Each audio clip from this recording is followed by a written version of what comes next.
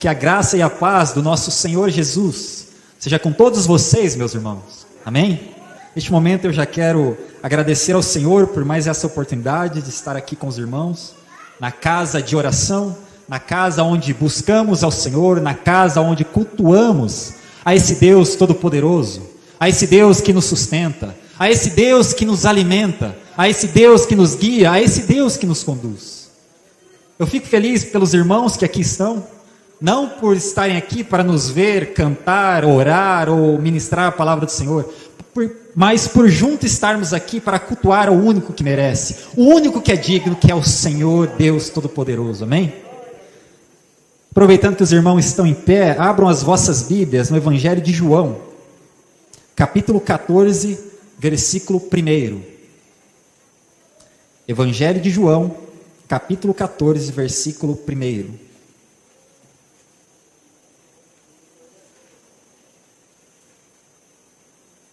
Os irmãos que não trouxeram Bíblia podem acompanhar juntos no telão.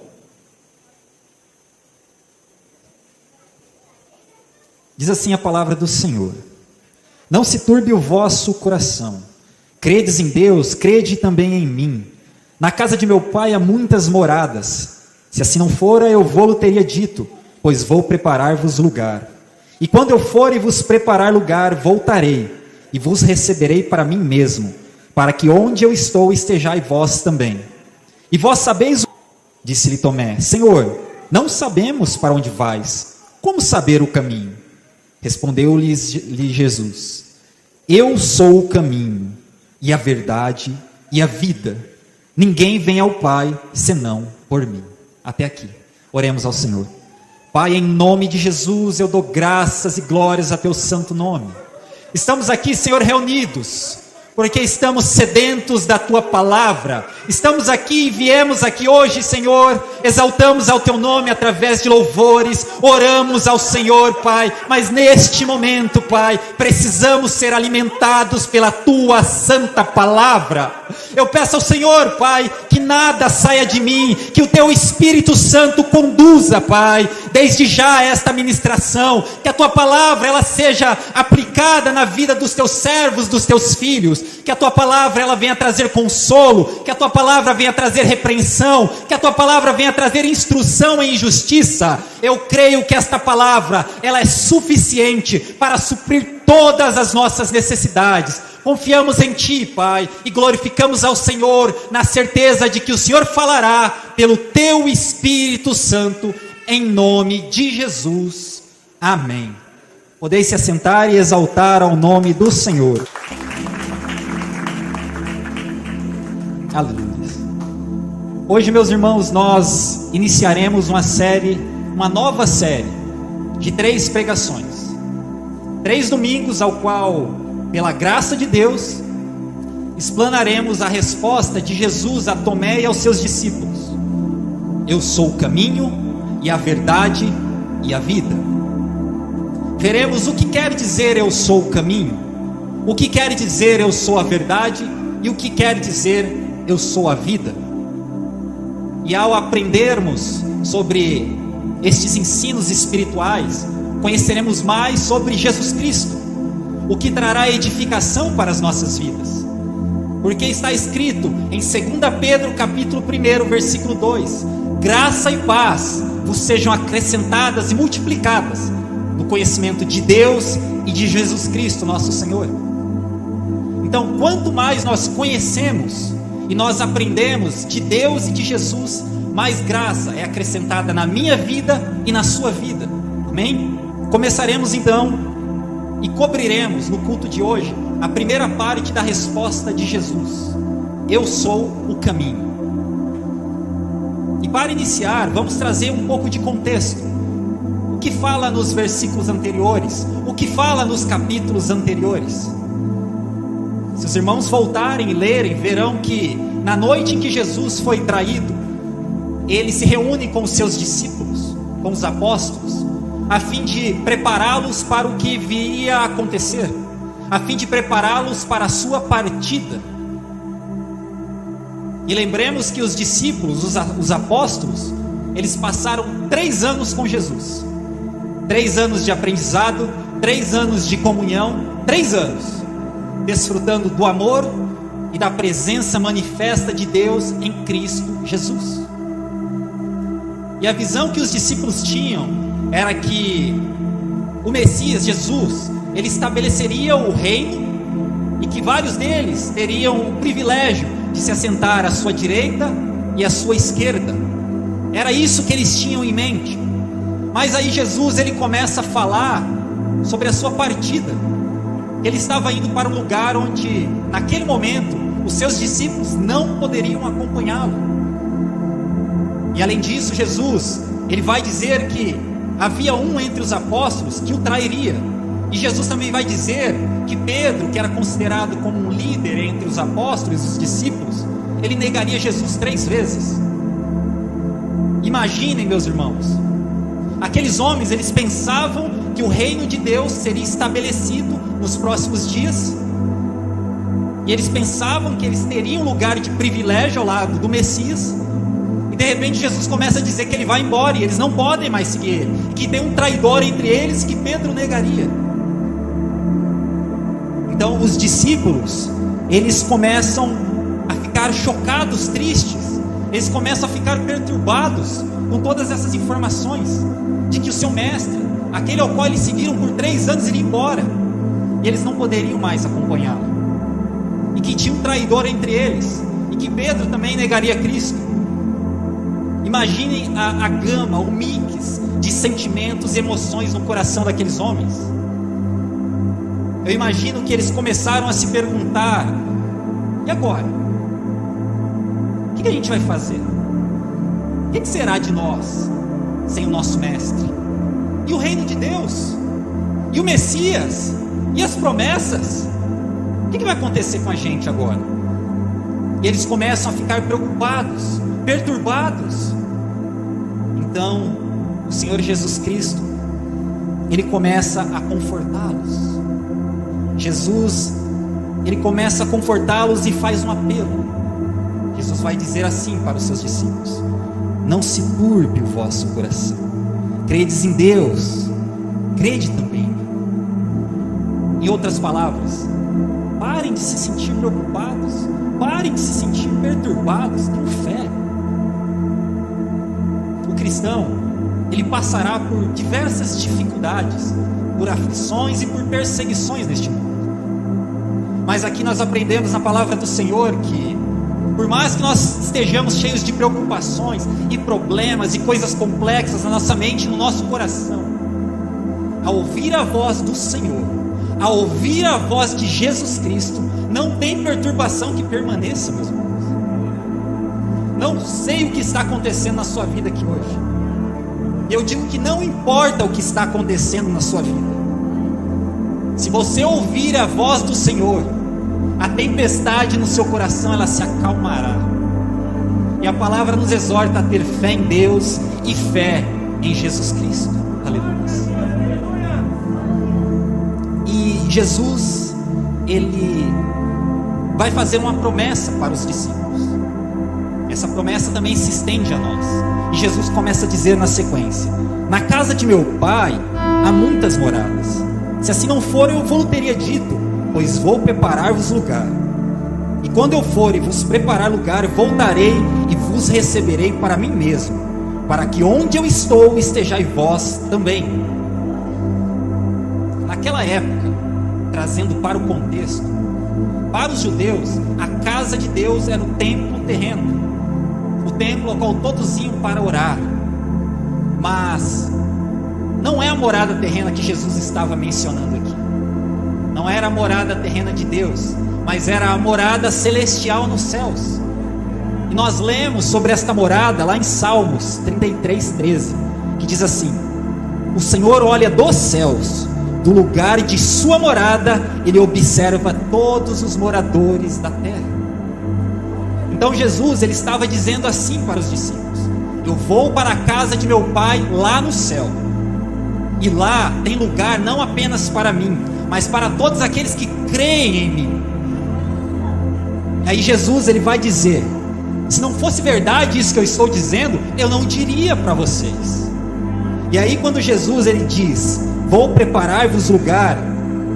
Não é que Jesus iria para o céu construir prédios e casas, como muitos pensam. Jesus aqui, ele estava falando que era através da sua humilhação e exaltação, através da sua morte, através da sua ressurreição e através da sua glorificação, é que ele prepararia lugar para o seu povo junto ao Pai no céu. Aleluia. E nós lemos também em Mateus 25:34, complementando este ensino, que o lugar ao qual nós almejamos e nós cristãos iremos, ele já está pronto desde a fundação do mundo. Meus irmãos, é nós que não estávamos prontos para ir para lá. Eram os discípulos que não estavam prontos para ir para lá.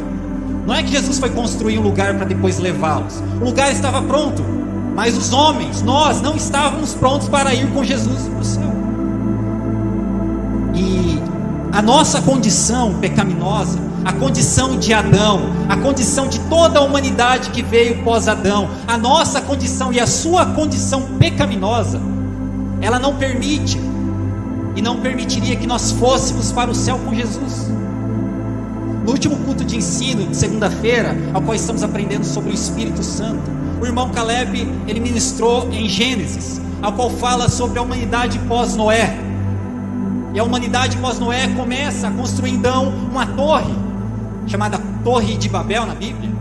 E aquele povo, ele estava direcionado, eles estavam com um único objetivo, que era chegar no céu. E se aquele povo, meus irmãos, eles chegassem no céu, no terceiro céu, coisa que eu duvido, mas se eles chegassem lá, eles não entrariam. E você sabe por quê? Você canta sobre isso. No céu não entra pecado. Aleluia. E o pecado, ele causou a divisão entre o homem e Deus. O pecado, ele impede o homem de entrar no céu. E Jesus Cristo, nosso Senhor, ele veio nessa terra para resolver este problema. O problema do pecado. O pecado que nos afasta de Deus. O pecado que nos impede de entrar no céu. Aleluia. E Jesus, ele continua a dizer para os seus discípulos: e quando eu for para onde? Para o céu. Eu voltarei para buscar vocês. Que promessa maravilhosa, meus irmãos. Que promessa maravilhosa. Esta é a esperança do cristão, de que Jesus Cristo voltará para nos buscar, que Jesus Cristo voltará para me buscar, que Jesus Cristo voltará para te buscar, que Jesus Cristo voltará para buscar a igreja. Que promessa, meus irmãos, aleluias. E Jesus então ele conclui dizendo: e vós sabeis o caminho para onde eu vou. Agora veja que Jesus, ele não pergunta para os discípulos se eles sabiam o caminho para a casa de Deus no céu. Jesus ele vai afirmar: vocês sabem o caminho para onde eu vou. Os discípulos passaram 3 anos com Jesus, 3 anos aprendendo, 3 anos ouvindo sobre o reino de Deus, 3 anos ouvindo sobre o que aconteceria, 3 anos ouvindo sobre os planos espirituais de Deus para a humanidade. Eles já deveriam saber, mas eles não sabiam. Aí vem Tomé e diz: Senhor, não sabemos para onde vais. Como saber o caminho? Neste versículo, nesta passagem, há muitos ensinamentos que nós podemos extrair para nós. Eu recomendo aos irmãos que posteriormente em vossas casas meditem nessa palavra. Mas para hoje o Senhor colocou o seguinte ensinamento em meu coração para edificar a minha vida e a da igreja. Estar na igreja há 5 anos não é motivo para não buscarmos ou perguntarmos sobre aquilo que não sabemos. Estar na igreja há mais de 10 anos não é motivo para não buscarmos em Deus respostas para aquilo que não sabemos da Bíblia. Nada disso, o tempo de cristão, o tempo de convertido, o tempo de Deus e amor, o tempo de ministério não justifica. Nós não perguntarmos para Deus, para o Espírito Santo, não justifica não buscarmos auxílio do pastor, dos pastores, para compreendermos as verdades da palavra de Deus. Vejam que se Tomé e os discípulos, que passaram 3 anos ouvindo e aprendendo com o Senhor, se eles tivessem de repente vergonha, Se eles pensassem assim: mas nós passamos 3 anos com o Senhor, e Ele falava todo dia sobre o reino de Deus, ou diretamente, ou por parábolas, e depois Ele explicava as parábolas. E se a gente falar que a gente não sabe o que Ele está dizendo agora, vai ficar feio para a gente, né? O Senhor vai ficar bravo. Se eles pensassem dessa forma, e não perguntassem para o Senhor, e não dissessem: Senhor, não sabemos para onde vai, e nem o caminho que leva para lá, eles perderiam essa revelação maravilhosa, que foi a resposta de Jesus à sua pergunta. E assim também é com as nossas vidas, meus irmãos. Talvez haja entre nós aqui na igreja, ou acompanhando pela internet, pessoas que já estão há anos na igreja, mas por estar há anos na igreja, você criou uma barreira. Você tem vergonha de dizer que não sabe, porque você tem 10 anos de cristão, você tem 5, 30, e você não sabe, você tem dúvida, você não conhece certas passagens, e você não pergunta, você finge que está tudo bem.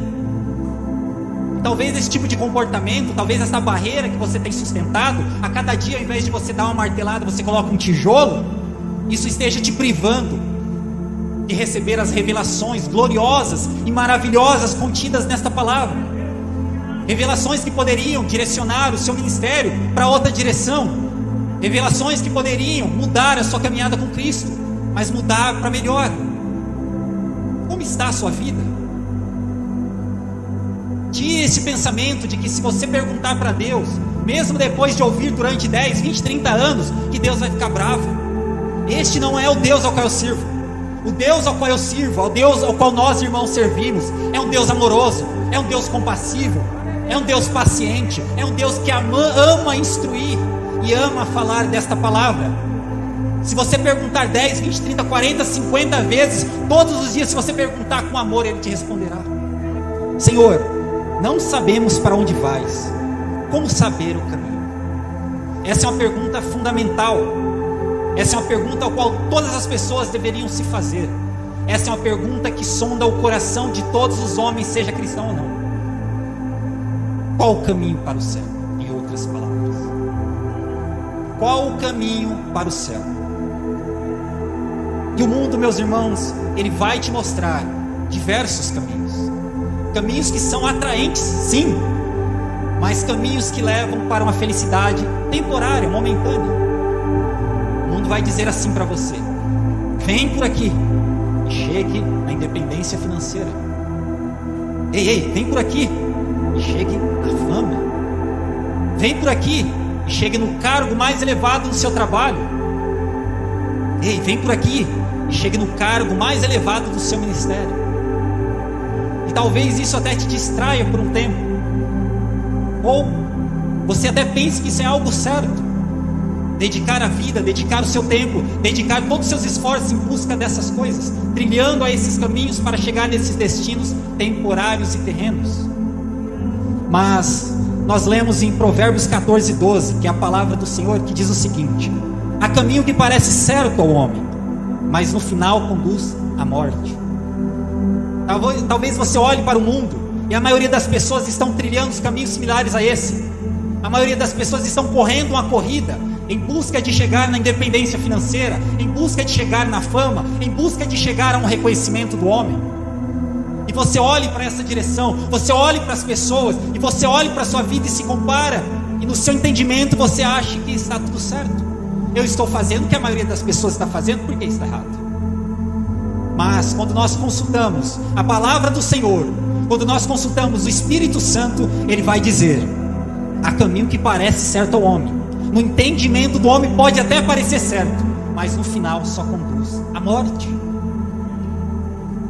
E você também vai ouvir, e você vai encontrar diversas religiões aí fora, dizendo que conhecem o caminho que leva para o céu. Religiões que vão dizer o seguinte: dê a sua casa e ganhe um lugar no céu. Religiões que vão dizer o seguinte: seja uma pessoa boa e de boas obras, e isso lhe garantirá um lugar no céu. Religiões que vão dizer o seguinte: adore a este ídolo e ele te levará para o céu. Religiões que irão falar o seguinte: siga isso. E isso pode ser o quê? Rituais maléficos, atos de terrorismo, tirar a vida de outras pessoas. E muitos fazem achando que isso lhe garantirá um lugar no céu. Mentira, meus irmãos. Engano. Aleluia. E eu pergunto para você, vai refletindo, se o seu fardo ele está pesado, se neste caminho ao qual você tem trilhado está difícil, se você tem se sentido cansado, cansada, sobrecarregado, sobrecarregada, talvez você não esteja percorrendo o caminho correto. Porque, de novo, a palavra do Senhor, a nossa regra de fé vai dizer em Mateus 11:28, palavras de Jesus: tomem sobre vocês o meu jugo e aprendam de mim, pois sou manso e humilde de coração, e vocês encontrarão descanso para suas almas, pois o meu jugo é suave e o meu fardo é leve. Existe um caminho onde as forças elas são renovadas. Existe um caminho onde a esperança ela se renova a cada dia. Existe um caminho onde o maior de todos está conosco. Existe um caminho onde aquele que promete, ele é fiel para cumprir. Existe um caminho onde você tem consolo. Existe um caminho onde você não está só. Existe um caminho onde o Consolador, ele anda do seu lado e dentro de você. Existe um caminho e estamos caminhando para lá. Senhor, não sabemos para onde vais, como saber o caminho?